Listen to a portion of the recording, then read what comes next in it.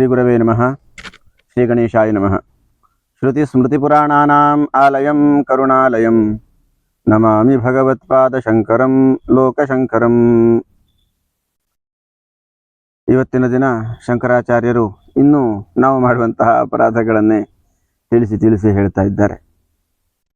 ಕರಚರಣಕೃತಂ ವಾ ಕಾಯಜಂ ಕರ್ಮಜಂ ವಾ ಶ್ರವಣನಯನಜಂ ವಾ ಮಾನಸಂ ವಾಪರಾಧಂ ವಿದಿತಂ ವಾ ಸರ್ವಮೇತತ್ ಕ್ಷಮಸ್ವ ಜಯ ಜಯ ಕರುಣಾಬ್ಧೇ ಶ್ರೀ ಮಹಾದೇವ ಶಂಭೋ ಎಂಬುದಾಗಿ ಕೈ ಕಾಲುಗಳಿಂದ ಮಾಡುವಂತಹ ತಪ್ಪುಗಳು. ನಾವು ಮಾಡುವಂತಹ ಕೆಲಸ ಕಾರ್ಯಗಳಲ್ಲಿ ಅನೇಕ ತಪ್ಪುಗಳನ್ನು ಮಾಡ್ತೇವೆ. ಆ ತಪ್ಪುಗಳು ನಮ್ಮನ್ನ ಬಾಧೆಯನ್ನು ಮಾಡ್ತವೆ ಅಂತ. ಕೈಗಳ ಕೆಲಸ ಮಾಡುವಾಗ ಕೈಯಿಂದ ಆಗುವಂತಹ ತಪ್ಪುಗಳು. ಬೆಳಿಗ್ಗೆ ಎದ್ದು ಭೂಮಿಗೆ ನಾವು ಪಾದಸ್ಪರ್ಶ ಮಾಡುವಂತಹದ್ದೇ ಮೊದಲನೆಯ ತಪ್ಪು, ಅಪರಾಧ.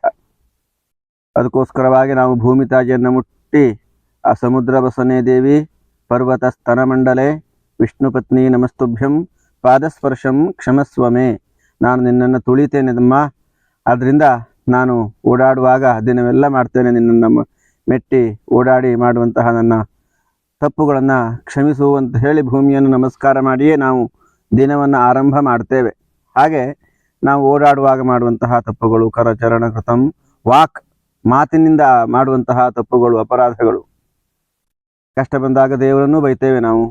ಅಲ್ಲದೆ ತಂದೆ ತಾಯಿಗಳಿಗೆ ಬೈಯುವಂತಹದ್ದು, ಗುರು ಹಿರಿಯರಿಗೆ ಎದುರಾಡುವಂತಹದ್ದು, ಅವಾಚ್ಯ ಭಾಷಣ, ಕೆಟ್ಟ ಶಬ್ದಗಳನ್ನು ಮಾತಾಡುವಂತಹದ್ದು, ಹೀಗೆ ಅನೇಕ ತಪ್ಪುಗಳು ಬಾಯಿಂದ ಆಗ್ತವೆ.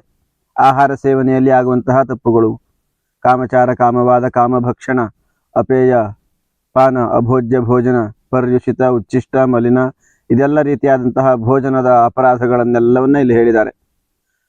ನಾವು ತಂಗುಳಿ ಪೆಟ್ಟಿಗೆ ಇಟ್ಕೊಂಡು ತಿನ್ನುವಂತಹದ್ರಿಂದ ಹಿಡಿದು ಎಲ್ಲವೂ ಕೂಡ ತಪ್ಪುಗಳು. ಇನ್ನು ಕರ್ಮಜಂಬ, ಮಾಡುವಂತಹ ಕೆಲಸದಲ್ಲಿ ಇದೆ, ಇವೆಲ್ಲವೂ ಕೂಡ ಕರ್ಮದಿಂದ ಆಗುವಂತಹ ತಪ್ಪುಗಳೆಯ. ಇನ್ನು ಶ್ರವಣ ನಯನ ಜಂಬ, ಕೆಟ್ಟದ್ದನ್ನು ಕೇಳುವಂತಹದ್ದು, ಕೆಟ್ಟದ್ದನ್ನು ನೋಡುವಂತಹದ್ದು, ಕೆಟ್ಟದ್ದನ್ನು ಆಡುವಂತಹದ್ದು, ಹೀಗೆ ಎಲ್ಲವೂ ಕೂಡ ನಾವು ಮಾಡುವಂತಹ ಅಪರಾಧಗಳು. ಯಾಕೆಂದ್ರೆ ಅದೆಲ್ಲವೂ ಕೂಡ ಮನಸ್ಸಿನ ಮೇಲೆ ಪರಿಣಾಮ ಬೀರ್ತದೆ. ಶ್ರವಣ ನಯನ ಜಂಬ ಮಾನಸಂ ವಾಪರಾಧಂ ಅಂತ ಹೇಳಿದ್ದಾರೆ. ಮನಸ್ಸಿನ ಮೇಲೆಯೇ ಎಲ್ಲವೂ ಕೂಡ ಪರಿಣಾಮ ಬೀರುವಂತಹದ್ದು. ನಾವು ದೇವರ ಹತ್ರ ಕಣ್ಣು ಮುಚ್ಚಿ ಒಂದು ದಿನದಲ್ಲಿ 10 ನಿಮಿಷವೋ ಅರ್ಧ ಗಂಟೆಯೋ ದೇವರ ಧ್ಯಾನಕ್ಕೆ ಅಥವಾ ದೇವರ ಜಪ ಮಾಡುವುದಕ್ಕೆ ಅಂತ ಕುಳಿತಾಗಲೇ ನಮಗೆ ಎಲ್ಲವೂ ನಮ್ಮ ಸಾಂಸಾರಿಕವಾದಂತಹ ವಿಚಾರಗಳ ಚಿಂತನೆ ಆಗುವಂತಹದ್ದು.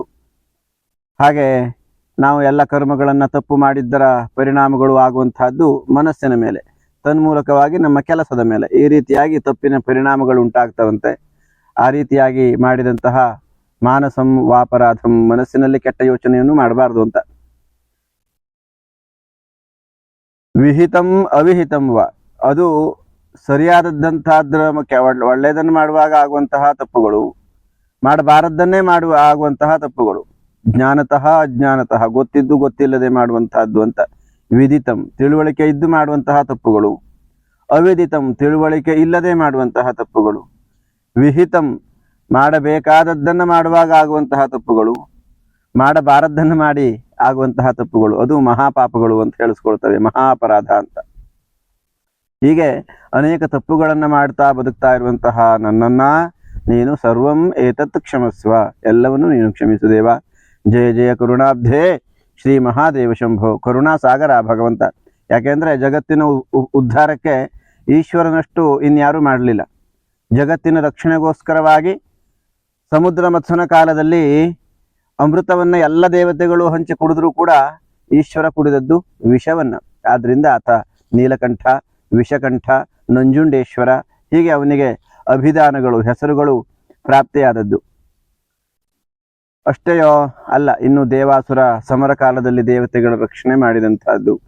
ಭೂಮಿಗೆ ತ್ರಿಪಥಗಾಮಿನಿಯಾದಂತಹ ಗಂಗೆ ಅವತರಿಸುವಾಗ ಆ ಗಂಗೆಯ ವೇಗವನ್ನ, ಓಘವನ್ನ, ಪ್ರವಾಹವನ್ನ ತನ್ನ ಜಟೆಯಲ್ಲಿ ಧರಿಸಿ ಲೋಕೋಪಕಾರಿಯಾಗುವಂತೆ ಅದನ್ನ ಜಗತ್ತಿಗೆ ಕೊಟ್ಟಂತಹದ್ದು. ಹೀಗೆ ಅನೇಕ ಕೆಲಸದಲ್ಲಿ ಆ ಭಗವಂತ ಜಗತ್ತಿಗೆ ಉಪಕಾರ ಮಾಡಿದ್ದಾನೆ.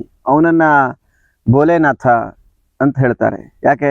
ಅವನು ರಾವಣ ಬೇಡಿದಾಗ ತನ್ನ ಆತ್ಮಲಿಂಗವನ್ನೇ ಕೊಟ್ಟಂಥವನು. ಹೀಗೆ ಆ ಭಗವಂತ ಈಶ್ವರನಲ್ಲಿ ಬೇಡಿದರೆ ಯಾವುದೂ ಕೊಡುವುದಿಲ್ಲ ಅನ್ನುವಂಥದ್ದಿಲ್ಲ. ಆದರೆ ನಾವು ಬೇಡುವಂತಹ ಪಾತ್ರ ಶುದ್ಧವಾಗಬೇಕು. ಆದ್ದರಿಂದ ಅಂತಹ ಒಂದು ಶುದ್ಧತೆಯನ್ನ, ಸ್ಥಿರತೆಯನ್ನ, ಆ ಭಗವಂತನ ಧ್ಯಾನದಲ್ಲಿ ಆಸಕ್ತಿಯನ್ನ ಎಲ್ಲವನ್ನೂ ಕೂಡ ಆ ಭಗವಂತನಾದಂತಹ ಪರಮೇಶ್ವರನೇ ಇವತ್ತಿನ ದಿನ ನಮ್ಮೆಲ್ಲರಿಗೂ ನೀಡಿ ಕಾಪಾಡಲಿ ಎಂಬುದಾಗಿ ಆ ಪರಮೇಶ್ವರನಲ್ಲಿ ಪ್ರಾರ್ಥನೆ ಮಾಡ್ತಾ ಆ ಶಂಭುವು ಎಲ್ಲರನ್ನೂ ಕಾಪಾಡಲಿ ಎಂಬುದಾಗಿ ಬೇಡಿಕೊಳ್ಳೋಣ. ವಿಡಿಯೋ ಇಷ್ಟ ಆದಂಥವರು ದಯವಿಟ್ಟು ಸಬ್ಸ್ಕ್ರೈಬ್ ಮಾಡಿ, ಹೆಚ್ಚೆಚ್ಚು ಜನಕ್ಕೆ ತಲುಪುವ ಹಾಗೆ ದಯವಿಟ್ಟು ಶೇರ್ ಮಾಡಿ, ಗ್ರೂಪ್ಗಳಲ್ಲಿ ಶೇರ್ ಮಾಡಿ, ಕಾಮೆಂಟ್ ಮೂಲಕ ನನಗೆ ಮಾರ್ಗದರ್ಶನ ಮಾಡಿ ಹಾಗೂ ಲೈಕ್ ಮಾಡಿ ಅಂತ ಕೇಳ್ಕೊಳ್ತಾ ನಮಸ್ಕಾರ.